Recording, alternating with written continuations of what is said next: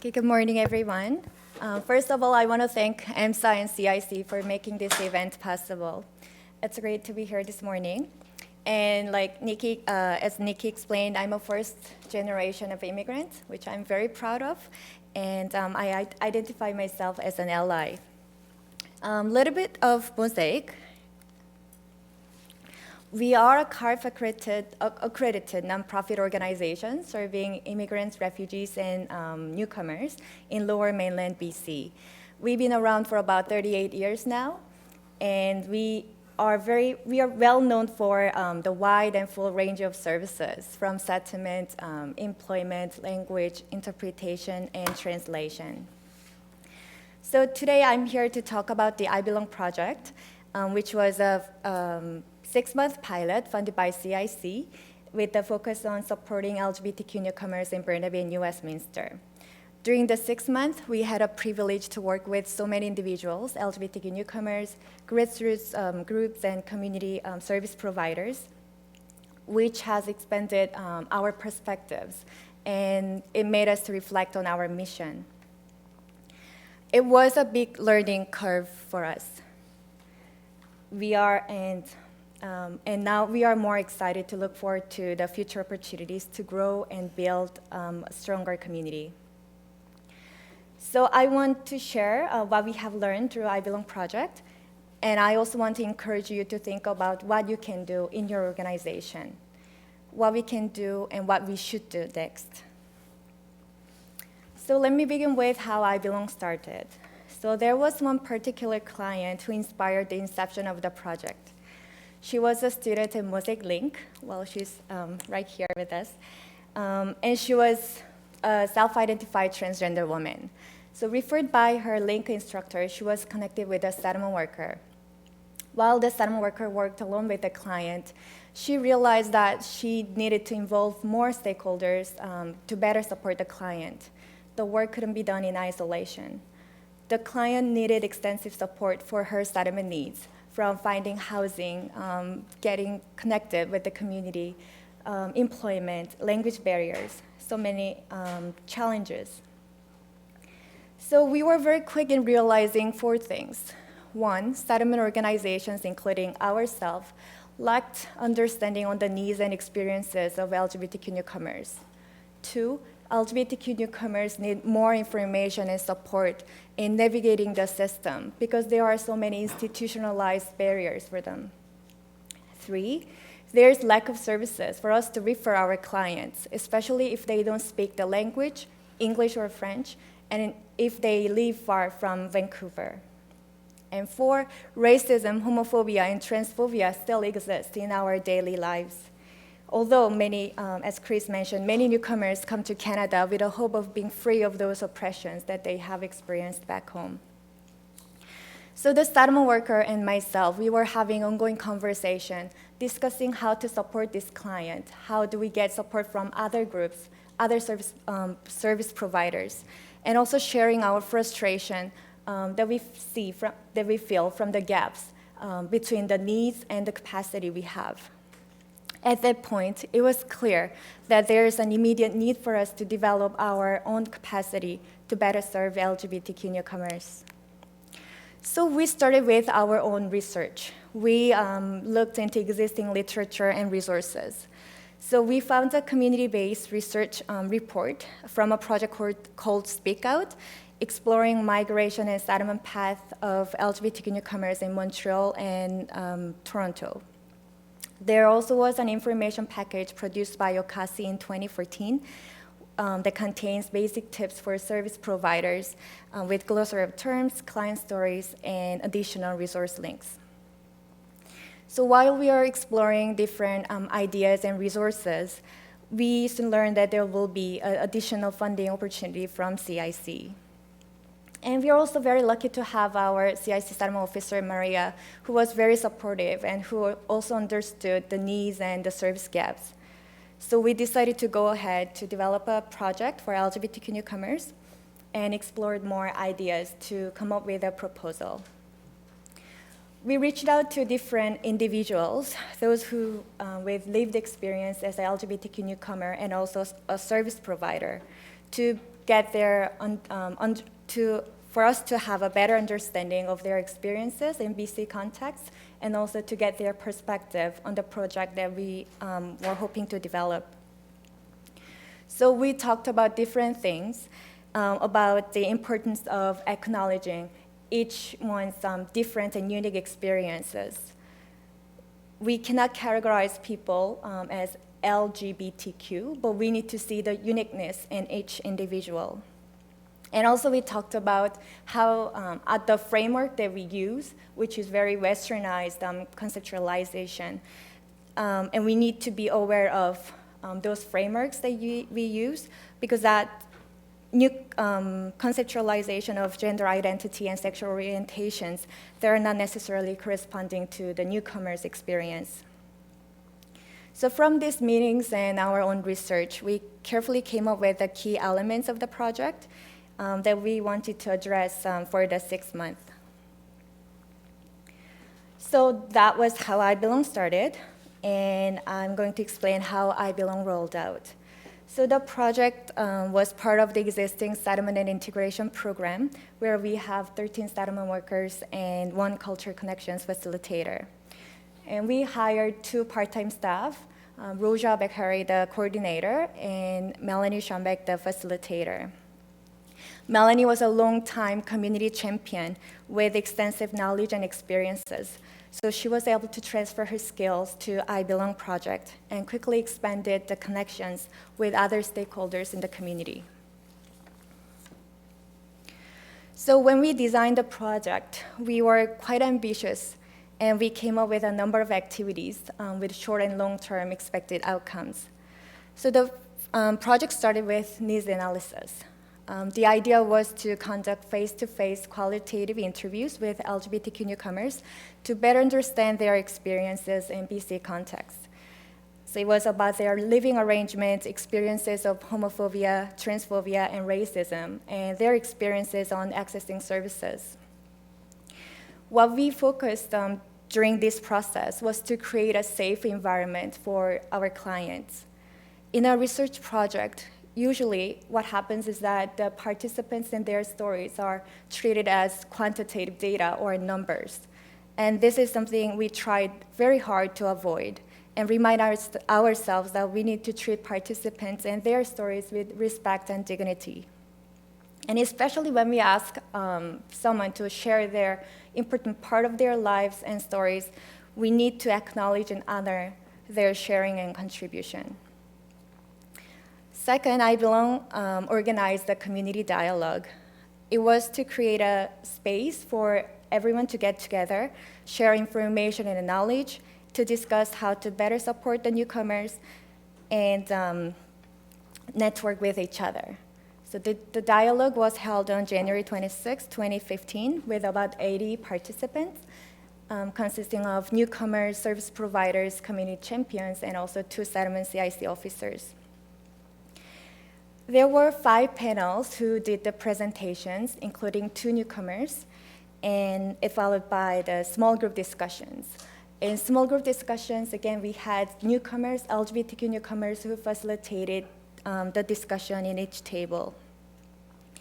So we talked about the strengths, barriers, service gaps, and recommendations. For the strength, it was mentioned that it was a great first start to have a CIC-funded project like I Belong, as it shows the commitment of our government. The community also sees the continued commitment and work of grassroots groups as a strength in our community. The third element of the project was support group. It was a drop-in session that met once a week, and it served as a place where each participant can connect with each other, share information, and provide support. Melanie, the facilitator, she used different forms of art to make a creative environment where everyone can share their thoughts and ideas without using a different mediums and language. So from the group, the members developed friendship, connections, and sense of belonging. I Belong also aimed to provide one-on-one support for individuals through culture connections. So the program matches newcomers with a volunteer mentor to meet once a week to practice English, learn about each other's cultures, visit different places, and develop friendship. Another element of the project was advisory committee. So the committee consisted of newcomers and service providers, and they met regularly to guide and support the project. What we couldn't do during the pilot, but hopes to do in future, is to provide honoraria for the committee members, especially for newcomers and volunteers, to honor their commitment, time, and contribution. And capacity building. From the get-go, IBelong hoped to build internal and sectorial capacity. So within MOSAIC settlement program, we had invited guest speakers to provide trainings on LGBTQ awareness and also anti-oppression. At the organizational level, MOSAIC has committed to provide training to all staff. And Melanie, the facilitator, she sent out weekly all-staff email with food for thought, information, and resources related to LGBTQ newcomers. Community dialogue. It was a meaningful start to bring the community together, to wrap our head around the issues, raise awareness, and build a relationship with each other, which was part of the sectorial capacity building. So with the information and learning from all of these activities, IBelong produced a recommendation report. It has 18 recommendations, and I will talk about some of them later in my presentation. So learning from IBelong. These are common challenges and barriers that newcomers in general face. So for example, newcomers' previous education, experience, and skills are not recognized and valued as the local ones, local credentials. Newcomers and immigrants are discriminated in a very subtle way based on their accent, color of skin, and religion. And when we take more social locations into the picture, such as sexual orientation and gender identity, the dynamics become much more complex. And this kind of discrimination and the way it operates is structural and multidimensional. To mention some of the unique experiences that LGBTQ newcomers face, I want to talk about isolation, homophobia, and transphobia. Many newcomers in general, they quickly make connections with their own ethnic communities, small or big, and receive very practical help in navigating the larger community, getting information, and becoming the part of the community. However, LGBTQ newcomers often struggle from sense of disapproval and being othered, not only by the mainstream, but by the ethnic community. Being turned down by biological family members and lack of acceptance from the community affects one's sense of worth, self-respect, and identity. Emotional, psychological, and physical impacts on individuals are severe, while we don't have a safety net for them to bounce back. Newcomers in general, they also face language barriers. For LGBTQ newcomers, especially for trans folks, they don't enjoy the same opportunity to go to school or attend language class to improve their English, because there exist homophobia and transphobia. There's no emotional and physical safety for them to fully participate in the society. So homophobia and transphobia still exist in finding employment, finding housing, and education. And for transgender folks, exclusion is more prevalent and more explicit. So I will move on to the recommendations that came from IBelong project. So there are 18 recommendations for community settlement organizations and policymakers, and I will touch on a few of them. So support leadership team and frontline staff with intersectional anti-oppression training. As IBelong was launched out of the recognition on the unmet needs and lack of services, settlement organizations should build our capacity to support LGBTQ newcomers through ongoing trainings and dialogues. To do that, we need commitment from each and everyone in the organizations, from frontline staff to leadership team. We need to incorporate anti-oppressive practice in our daily work, which recognizes the power imbalance and privilege and intersections of different social locations. We need to reflect on our own practice and frameworks and understand the complexity and dynamics of intersectionality in our relationship with our clients. Make services, resources, and opportunities more accessible and welcoming. So train staff and volunteers so that we understand the needs of LGBTQ newcomers and their unique experiences. When you design a program for newcomers, provide language support. If you have a staff or volunteer to provide the language support, make sure the person understands the basic struggles that LGBTQ newcomers have so that the clients can have the safety to connect with the program. And in your organization, promote safe space visibly by putting up a poster celebrating diversity. Have a rainbow sticker on your door.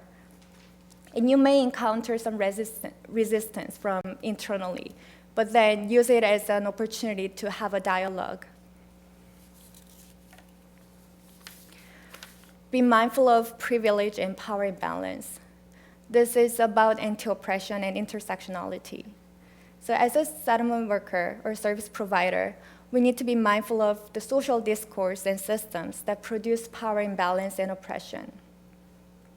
But of course, we need to admit we are part of the systems. And in some ways, we are playing roles in creating power imbalance. For example, when you are with a client and ask them to fill out an intake form asking so much information, then you are already creating the power imbalance. And when you have the information the clients are seeking, there goes again, power imbalance. But then what we need to do is aware that there is power imbalance and you are privileged to be in that position. So be sensitive to these power dynamics and its impact.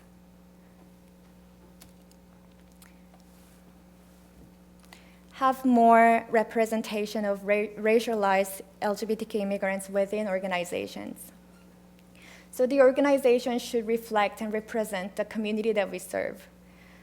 It'll create job opportunities for more LGBTQ immigrants, and also the organization will be benefited by the knowledge, skills, and experience that individual would bring.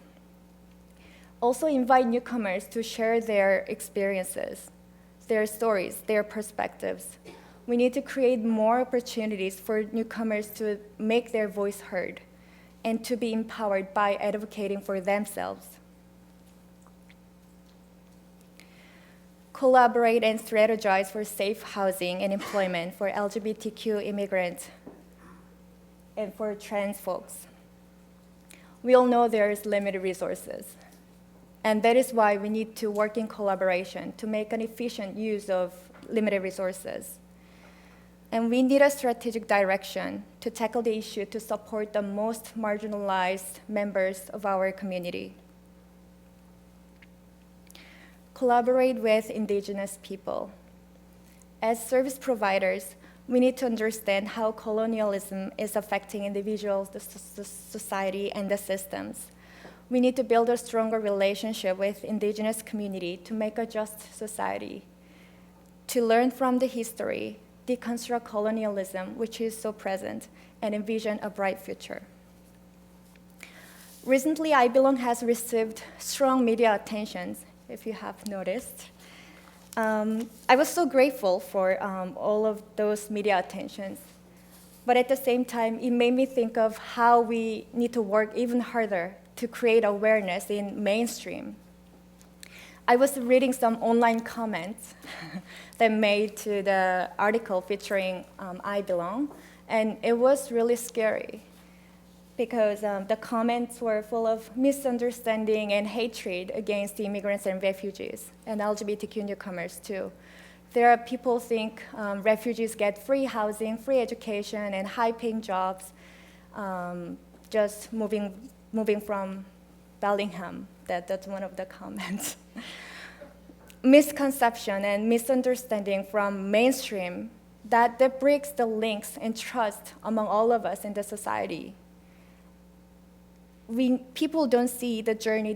People don't understand the journey of immigrants and refugees make to this country, the contributions that we make, the struggles we have, and the rights we have. So as a settlement worker, I think that is our role, to advocate. We need to do more to create that awareness. So where is I Belong at now? In April, we had to let go two positions, the coordinator and facilitator. But with support from the advisory committee, we are keep looking at other grants opportunities to continue the project. And we are continuing some elements of I Belong. For example, we are continuing the one-on-one mentoring through our existing Culture Connections program. And also we are continuing our support group with help from a volunteer who actually was a participant with I Belong support group. So I want to ask you the same question that I asked in the beginning of my presentation. So think about what you can do in your organization and in your home and in your community. I will conclude my presentations with a video that was created by two newcomers who participated at I Belong project. To many of us who were involved in this project, it was all about seeking social justice and advocating for human rights. It was about being rooted in the purpose and the meaning of the work we do. And we need to continue our discussion. And I'm looking forward to more opportunities and dialogues. So please feel free to connect with me after the symposium and enjoy the video. Thank you very much.